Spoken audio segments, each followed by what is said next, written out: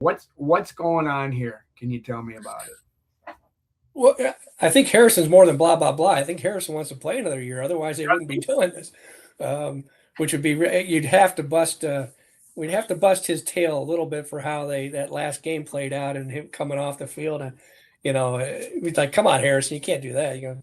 But Greenard, here's what's going on with Greenard. Greenard looks around the league. He sees what the edge rushers are getting paid. Edge rushers, the elite edge rushers are now making what quarterbacks used to make, 45, 42, 43, $40 million. I think Daniil Hunter just got a 40 million extension 1 year. 40? Wow. What I mean, obviously Micah Parsons, I think, is making 46 a year. Myles Garrett, is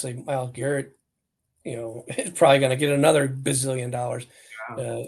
But and Jonathan, poor guy, is slaving along is struggling along at $19 million a year. And that's I'm not poking fun at him. I mean, I voted for the guy for Defensive Player of the Year 2 years ago.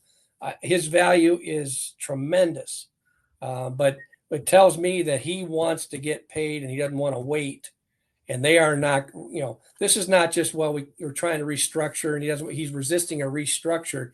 He's looking around. He's seeing that the time to strike is now, and obviously they're worried a little bit about him maybe holding out and going down that path, and not, they don't feel like they can give him the $40 million, $35 million a year, whatever it is that he's wanting.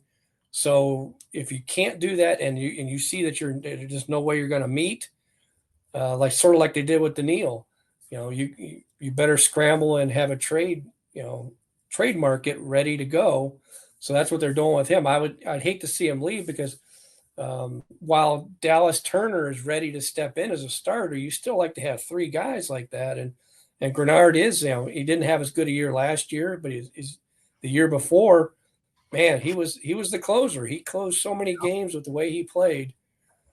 But when a guy looks around and decides he wants to be up around 40 million and he's making 19 now, he wants to maybe double his salary, teams have to scramble sometimes. Oh man, it's amazing. That would be too bad to lose him if you look at all the losses that they've sustained, and this would be the biggest blow. So we'll keep an eye on that as well.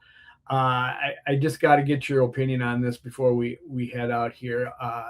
The Las Vegas Raiders have just really blown things up. I mean, with their signing of the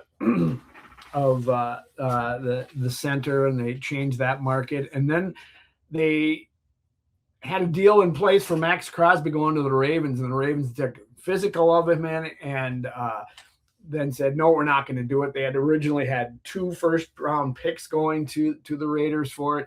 It's a great deal to do, but it didn't happen. Now I see today that he's coming back, and they're not going to trade him anymore. That's what I saw this morning. There's a lot of talk about how this looks really bad for the Ravens, like they were perhaps playing, doing this on purpose to the Raiders or something. I don't believe that. All these players always have to pass physicals before they're consummated. Sometimes they don't work out. This is a high profile one, and it's just kind of bizarre. What are your thoughts on it? Well, it's a huge blow for the Raiders, because not only, you think you have 2 first-round picks for a guy who doesn't want to be there. Now, he fails a physical, which eliminates him being traded anywhere else, because no one else is going to touch him now. You're not going to give up 2 first-round picks, pay him what he's making, and then go, our doctors think he's all right. He'll be fine, and then he gets hurt in the first week or whatever.